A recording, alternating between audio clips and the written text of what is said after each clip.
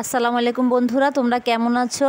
বৃষ্টি ভেজা সন্ধ্যা তোমাদের মাঝে হাজির হলাম নতুন একটি রেসিপি নিয়ে। আমি আসমা তোমাদের মাঝে হাজির হলাম মিষ্টি দই রেসিপি নিয়ে। আমার মিষ্টি দই তৈরি করতে হলে আমার যা যা উপকরণ লাগবে সেটা হলো, আমি খাঁটি গরুর দুধ নিলাম 2 কেজি পরিমাণ। এই 2 কেজি দুধের মধ্যে সামান্য একটু লবণ দিব এবং পরিমাণ মতো চিনি দিয়ে দিব, এবং আমি 2 কেজি দুধকে 1 কেজির মতো করব জাল দিয়ে। একটু যখন কালারটা হালকা লালচে হয়ে আসবে তখন আমি মাটির পাত্রে দিয়ে দিলাম। অবশ্যই অনেক সময় মাটির পাত্র না থাকলেও অসুবিধা নাই, নর্মাল যে কোনো প্লাস্টিকের পাত্র দিলেও হয়ে যাবে। আমি ডাল ঘুটনো দিয়ে ভালোভাবে দুধটাকে ঘুটে নিয়েছি এবং ফেনা ফেনা করে নিয়েছি, এবং বাজারে যেই বা মুদি দোকানে যে টক দইগুলি পাওয়া যায় না 10 টাকা দামের, ওই দইগুলি এনে আমি বীজ হিসেবে ব্যবহার করলাম। হাফ কেজি করে 2 হাঁড়িতে আমি 1 কেজি দুধ দিয়ে দিলাম, এবং টক দই অ্যাড করে একটু হালকা নেড়ে দিব। আর অবশ্যই খেয়াল রাখতে হবে গরম অবস্থায় যেন দইটা আমার বসানো হয়, এতে কি হবে, খুব তাড়াতাড়ি দইটা মধ্যে জমাট বাঁধা শুরু হবে।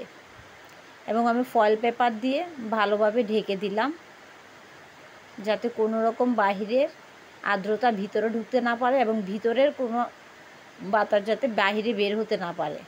তারপর আমি একটা স্ট্যান্ডের উপরে রেখে যে কোনো মোটা কাপড় কিংবা মোটা কম্বল দিয়ে ঢেকে দিতে হবে। অতি প্রাচীনকাল থেকে এভাবেই বাসায় সাধারণত মা দাদিদেরকে দেখতাম এভাবেই তৈরি করতো দই। আমি যেদিন থেকে এই দই তৈরি করলাম এর পরের দিন থেকে কিন্তু আমি বাজার থেকে আর কোনো দই কিনে আনি না, আমার বাসায় তৈরি দই দিয়ে আমার কাজ হয়ে যায়। আমি ঢেকে দিলাম, ভালোভাবে ঢেকে দিতে হবে যাতে কোনো জায়গায় একটুও ফাঁক না থাকে, ভেতরের বাতাস যাতে বাহিরে না আসে এবং বাহিরের বাতাস যেন ভেতরে ঢুকতে না পারে। ভিতরের আর্দ্রতাটা সবসময় গরম থাকবে, এই গরমে কিন্তু দইটা খুব তাড়াতাড়ি হয়। এভাবে রাখতে হবে 5 থেকে 6 ঘন্টা, অনেক সময় 4 ঘন্টাও হয়ে যায়, যদি গরম থাকে অনেক 4 ঘন্টা হয়ে যায়। আমার পণ্ডিত বাবুরা বারবার করে এটা খুলে খুলে দেখছিল ফয়েল পেপারগুলি কেমন মোচড়ানো, এমন কিন্তু ছিল না। আমি বলছি, কেউ স্বীকার গেল না কে এই কাজ করছে, কিন্তু রাখে আল্লাহ মারে কে, যদি আল্লাহ সহায় হয় কিছুই হবে না। দেখো কি সুন্দর বসে গেছে। আমি কিন্তু এই মিষ্টি দইটা তৈরি করতে কোনো রকমের পাউডার দুধ ব্যবহার করি না, অনেকে কিন্তু পাউডার দুধও অ্যাড করে। আমি নর্মাল খাঁটি দুধ দিয়েই, গরুর দুধ দিয়েই তৈরি করে ফেললাম।